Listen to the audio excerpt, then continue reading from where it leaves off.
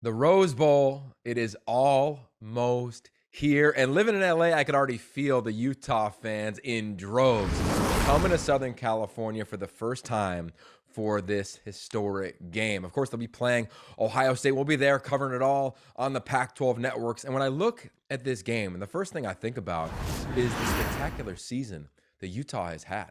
Think of everything they've gone through: tragedy, starting 1-2, making a change at the quarterback position, and then coming together to put together an incredible run and win the Pac-12 championship for the first time in their program's history.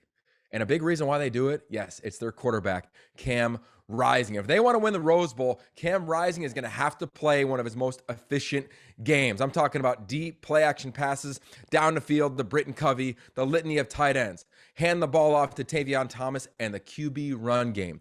Do not forget about that element in his game. It is critical, especially on key downs and distances. Now, what I love about this offense is they got a lot of weapons. And I think if I'm Utah and Kyle Whittingham, I want to get those weapons on the field as fast as possible. Win the coin toss, take the rock, and see if you can put together an 8, 10, 12 play drive. Because on the flip side, you're facing one of the most dominant offenses in college football. Ohio State, behind CJ Stroud and their coach Ryan Day, they're averaging over 45 points per game, tops in the country. They put up a ton of yards, and even though some of their top playmakers have opted out of this ball game, they still have a lot of depth in that wide receiver room. They're going to take shots. So on third down, can Puka Tafua, can Devin Lloyd get after CJ Stroud, and can the secondary slow down some of those explosive pass play opportunities?